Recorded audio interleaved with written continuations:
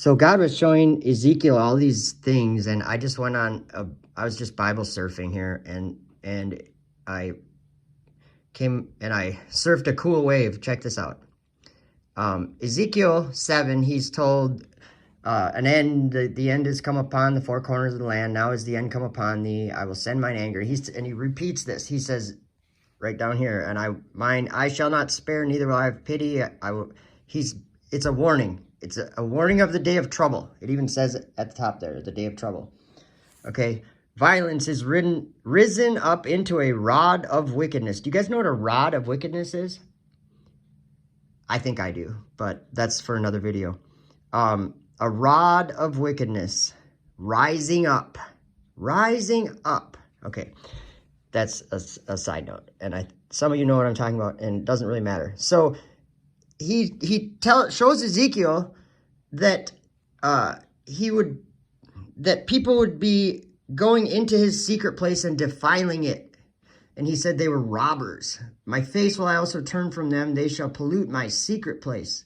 For the robbers shall enter into it and defile it. Make a chain, for the land is full of bloody crimes and the city is full of violence. So what city are we talking about? Well, that's why we're going to go and read chapter 8. And this is really cool because we're going to go to Revelation 11. There's something that Ezekiel was seeing that John was shown in Revelation, but we get some information about it that I didn't expect to get. Pretty cool. And it came to pass in the 6th year, in the 6th month, in the 5th day of the month, as I sat in mine house. So I want us, as I'm reading this, I want it to be in the front of your mind. Don't forget while we're reading this, that we're talking about Ezekiel and that the Lord is showing him something. And I want you to pay attention to where Ezekiel is at all times, okay? Because it's going to tell us the whole time where he is, the entire time. And I'll probably, when I get reminded of it, I'll say it. So, and it came to pass in the 6th year, in the 6th month, in the 5th day of the month, as I sat in my house. So he was in his house. And the elders of Judah sat before me, that the hand of the Lord God fell there upon me. Then I beheld, and lo, a likeness as the appearance of fire. From the appearance of his loins even downward, fire. And from his loins even upward, as the appearance of brightness, as the color of amber. And he put forth the form of a hand, and took me by a lock of mine head, and the Spirit lifted me up between the earth and the heaven. Okay, pay attention to where he is. This is important to understand what we can learn. So the Spirit, that shining brightness or that appearance of fire, put forth the form of a hand and lifted him up by his hair. Okay. And it said, the Spirit lifted me up between the earth and the heaven. So he went up into the sky somewhere and brought me in the visions of God to Jerusalem, to the door of the inner gate that looketh toward the north, where was the seat of the image of jealousy, which provoketh to jealousy. So where is he?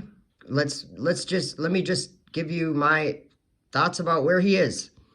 He is in the Spirit, in a vision of God in Jerusalem, in the sky. He's between the earth and the heaven. He's not on the earth anymore. Okay, very important to understand that he was taken up between the heaven and the earth. It says right here, the Spirit lifted me up between the heaven and the earth. And then he was in a vision. So he's in New Jerusalem. He's in the temple of God in heaven. All right. And behold, the glory of the God of Israel was there, according to the vision that I saw in the plain. Then said he unto me, Son of man. Oh, yeah, they say that it doesn't say flat earth in the Bible. It's all over the place. I saw in the plain. If you pay attention, they don't think they're on a ball. They're on a plane. They know they're on a plane.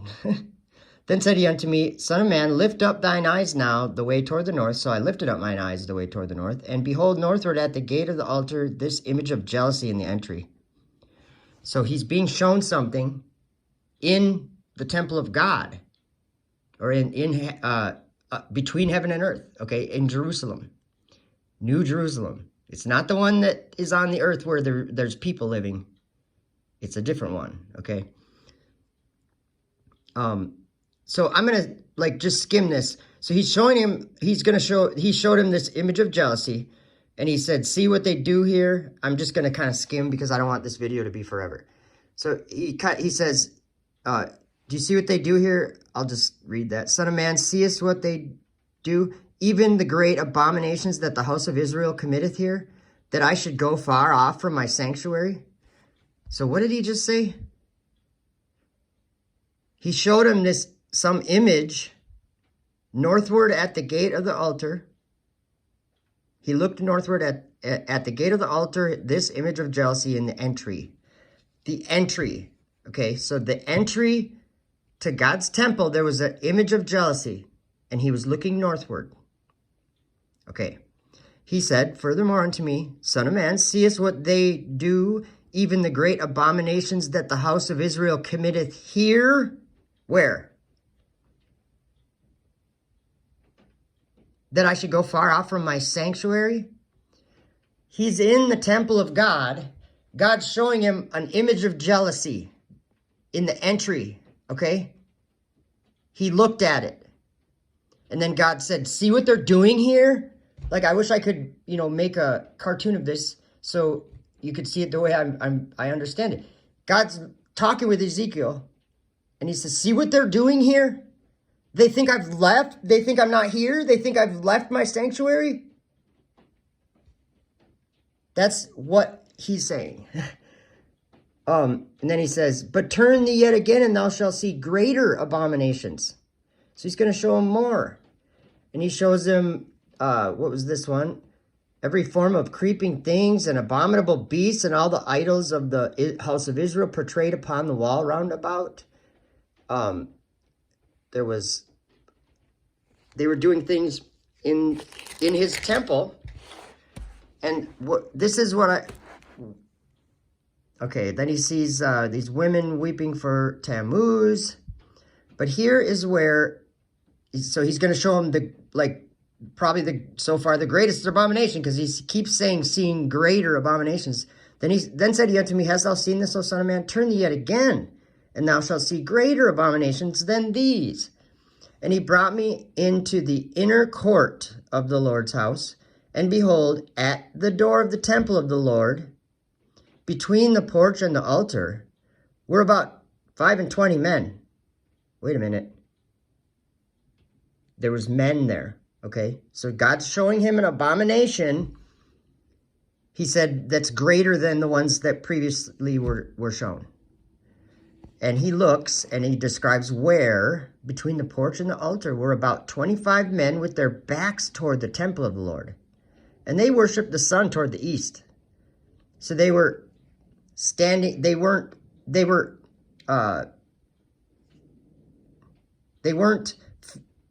even know they were there, I don't think. They were facing the east, worshiping the sun, but they were in the temple of God. And so then he said unto me, hast thou seen this, O son of man? Is it a light thing to the house of Judah that they commit the abominations which they commit here? For they have filled the land with violence, and have returned to provoke me to anger. And lo, they put the branch to their nose. Therefore will I also deal in fury, mine eye shall not spare, neither will I have pity. And though they cry in mine ears with a loud voice, yet will I not hear them. So what you can do is you can share this video. Because that's, when I read this and understand it, I have to cry out and repeat this warning. Because this is a warning from God about doing things in his sanctuary.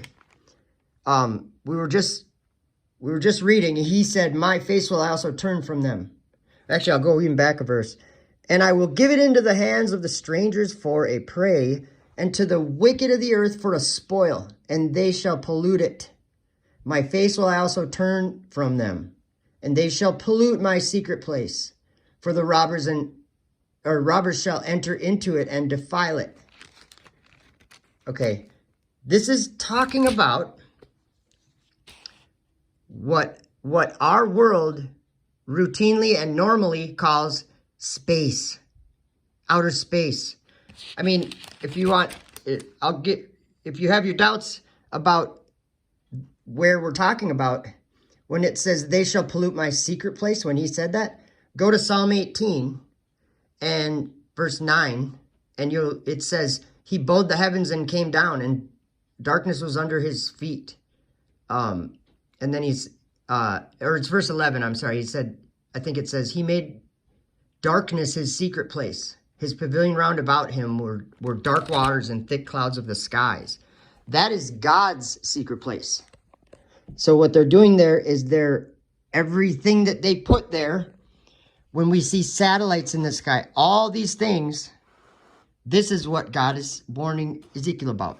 Now we're going to read chapter 9, and then we're going to totally understand what this is about, because we're going to be able to compare this exactly with the book of Revelation, what John was shown about. John was shown almost the same thing.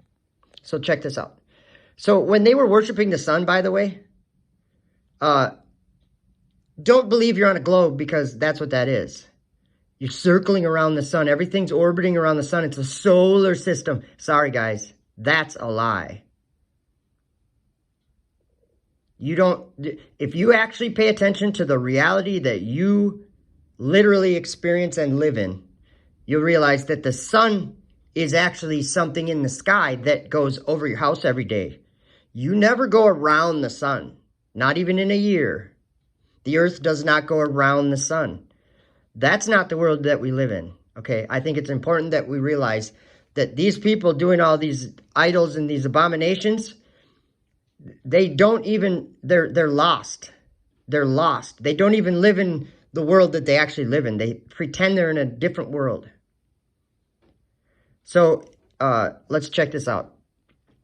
He cried also in mine ears with a loud voice, saying, cause them to have charge over the city to draw near, or them that have charge over the city to draw near, even every man with his destroying weapon in his hand. And behold, 6 men came from the way of the higher gate, which lieth toward the north, and every man a slaughter weapon in his hand. And one man among them was clothed with linen, with a writer's inkhorn by his side. And they went in and stood beside the brazen altar. So we've got to remember where we are. We are in Jerusalem, that's between heaven and earth. We're up in the sky. That's where Ezekiel is, I'm saying. And he says, and the glory of the God of Israel was gone up from the cherub whereupon he was, to the threshold of the house. And he called to the man clothed with linen, which had the writer's inkhorn by his side. Okay, this is going to be kind of cool here. And the Lord said unto him, go through the midst of the city. What city, guys? I just want to... He says right here, through the midst of Jerusalem. Which Jerusalem, though? We're talking about the one that's between heaven and earth, where the Spirit lifted Ezekiel, okay? And he was brought to visions of God in Jerusalem. He's in New Jerusalem, okay? Through the midst of Jerusalem, and set a mark upon the foreheads of the men that sigh and that cry for all the abominations that be done in the midst thereof. Okay, so set a mark upon their foreheads. Okay, this is going to be very significant. Set a mark upon their foreheads, the ones that cry and sigh for the abominations that are done in the midst of where? In the middle of where? Where are these abominations done? In Jerusalem. Not on the ground. Not on the ground. It's Jerusalem in the sky. It's the temple. And that's so important. So check this out. Oh, wait. This is what I wanted to show you. Okay, so there's the part where it says, set a mark upon the foreheads of the men that sigh and cry for the abominations. What would that mean? I think that right now I'm actually sighing and crying for the abominations that are done. And I think that when DITRH makes a video that says, Satelloons, or, satellites are fake, I think that he's sighing and crying for the abominations that are done in the midst of Jerusalem. When someone says fake X, I think that they are sighing and crying for the abominations that be done in the midst of Jerusalem, in the midst of the city. When someone says the earth is not a globe, it's flat, they're sighing and crying for those abominations that are done in the midst of Jerusalem. You guys get where I'm going? You guys get what I'm saying? Now, this is the cool part. Check this out. We're going to go to Revelation 11, and this is you'll understand exactly what's happening in two chapters, Revelation 7 and Revelation 11, okay? So John says, and there was given me a reed like unto a rod, and the angel stood, saying, rise and measure the temple of God. Wait, rise? Yeah, because it's between heaven and earth. And Ezekiel was lifted up. Okay, so this is John now. And he's told to rise and measure the temple of God and the altar and them that worship therein. Okay. Then it says, but the court which is without the temple leave out and measure it not. Okay, do you guys remember what court we're talking about? There was an image of jealousy. Remember the image of jealousy, and remember the women weeping for Tammuz, and then remember the 25 men that were up there that weren't even facing the temple. They were facing the east, worshiping the sun. It says, but the court which is without the temple leave out and measure it not, for it is given unto the Gentiles. And the holy city shall they tread under foot 40 and 2 months. I don't know what 40 and 2 months is, but watch when we go to Revelation 7.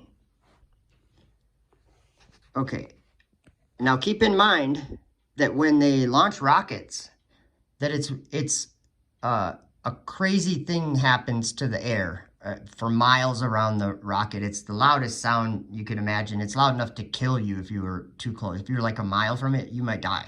I don't know. It's one of the loudest sounds, and just keep in mind that it's doing that to the atmosphere as it goes up, and it's doing what a rocket does to the atmosphere.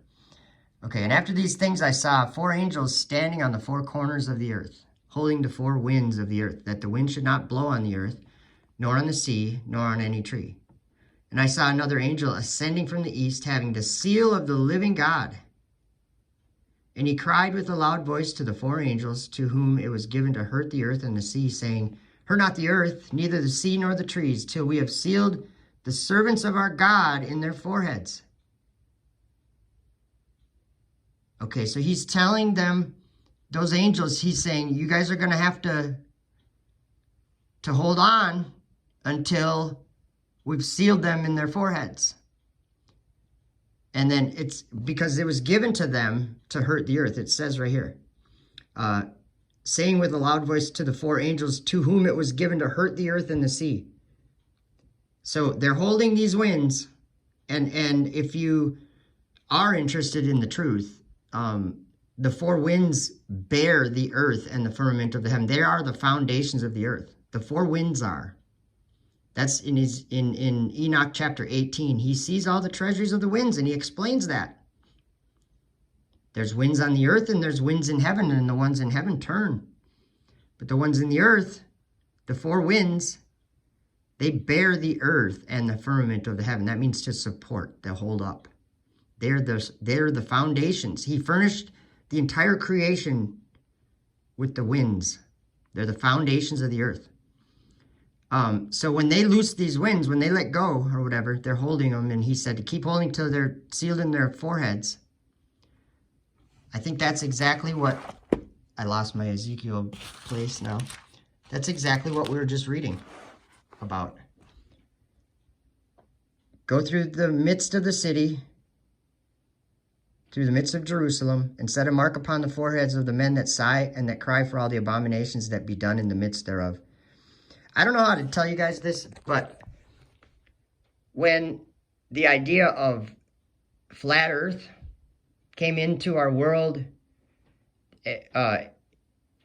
6 or 7, however many years ago, it was because we live in the last time of the age. We live in the end of the age. And the day of the Lord is here. And we are finding ourselves on both sides of the, whatever you call it, on the side of truth and on the side of the father of lies. And remember, the father of lies wants to ascend into heaven and set his throne above the stars of God. That's Lucifer. And remember the dragon, Satan, in Revelation 12. There's a dragon up there too, right now. The point I want to make is I don't think most people are interested in the truth. They want what sounds good or what makes sense to them. Sometimes these things don't make a lot of sense until you see it from a different perspective. And from my position, I see people in this world. I'm just going to go to Revelation 13 and just give you an example of what I see people being deceived by. Okay? I want you to consider what a rocket does, especially a SpaceX Falcon 9 rocket when it lifts a Dragon capsule into orbit, which it does routinely. Whether you believe it or not, it's happening. So if you have the idea that space is fake, good, because that's the right idea. But if you actually want to know, if you want to know how the sky is going to depart and all of these things, it's being shown to us in these scriptures by these visions of these prophets that these prophets were shown. John and Daniel, especially from my perspective.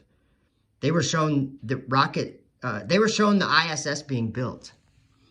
And they were shown it going into perdition.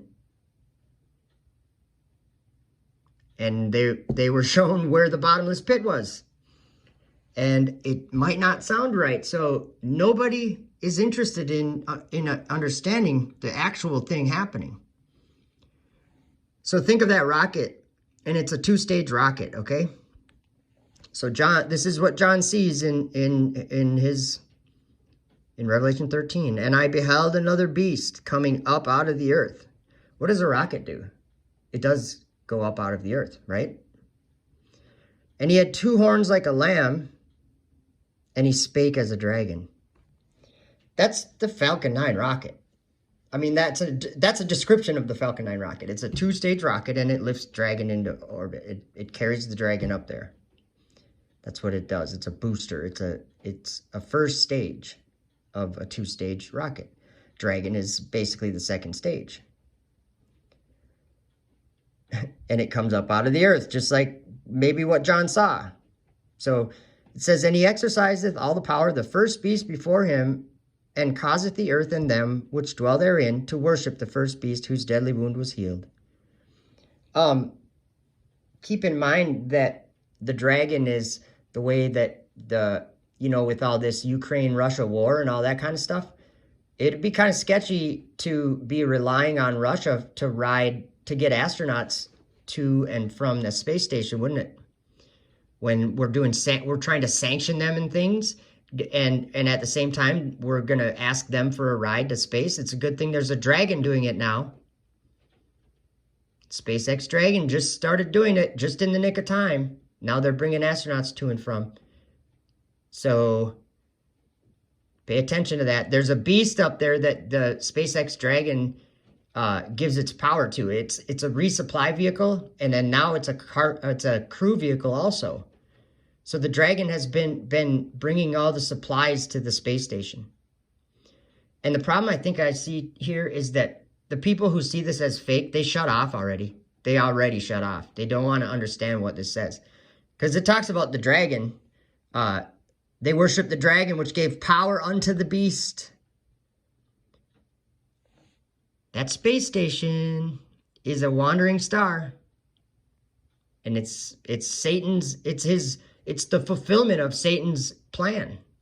I will ascend into heaven and exalt my throne. Don't you guys see that? But this gets very specific here. It says, and he doeth great wonders. Who's he? For context, it's talking about this beast he saw coming up out of the earth, that was speaking like a dragon.